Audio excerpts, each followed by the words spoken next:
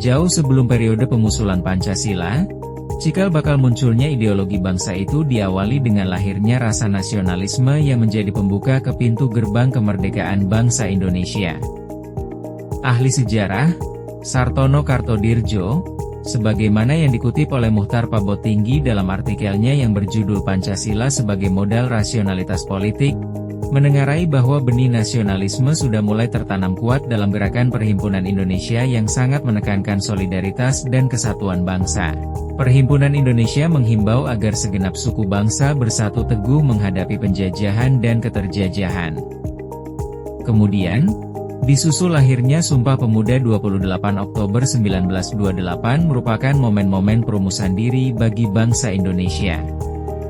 Kesemuanya itu merupakan modal politik awal yang sudah dimiliki tokoh-tokoh pergerakan sehingga sidang-sidang maraton BPUPKI yang difasilitasi Laksamana Maeda, tidak sedikit pun ada intervensi dari pihak penjajah Jepang.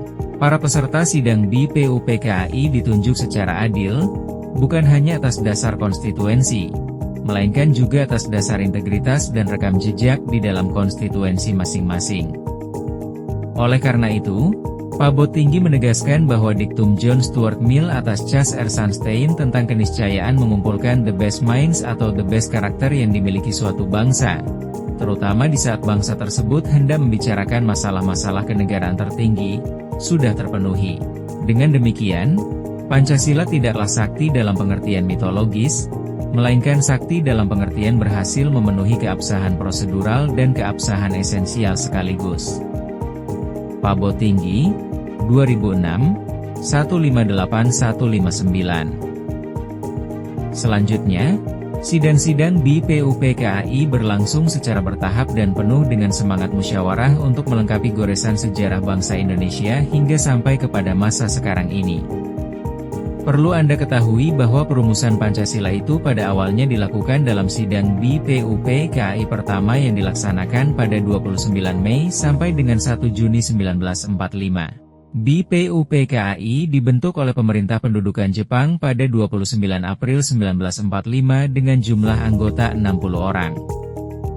Badan ini diketuai oleh Dr. Rajiman Wediodiningrat yang didampingi oleh 2 orang ketua muda, wakil ketua, yaitu Raden Panji Suroso dan Ichibang Ase, orang Jepang. BPUPKI dilantik oleh Letjen Kumakichi Harada, Panglima Tentara ke-16 Jepang di Jakarta, pada 28 Mei 1945. Sehari setelah dilantik, 29 Mei 1945, dimulailah sidang yang pertama dengan materi pokok pembicaraan calon dasar negara. Siapa sajakah tokoh-tokoh yang berbicara dalam sidang BPUPKI tersebut? Menurut catatan sejarah, diketahui bahwa sidang tersebut menampilkan beberapa pembicara, yaitu Mr. Muhammad Yamin, Insinyur Soekarno, Ki Bagus Hadikusumo, Mr. Supomo. Keempat tokoh tersebut menyampaikan usulan tentang dasar negara menurut pandangannya masing-masing. Meskipun demikian, perbedaan pendapat di antara mereka tidak mengurangi semangat persatuan dan kesatuan demi mewujudkan Indonesia merdeka.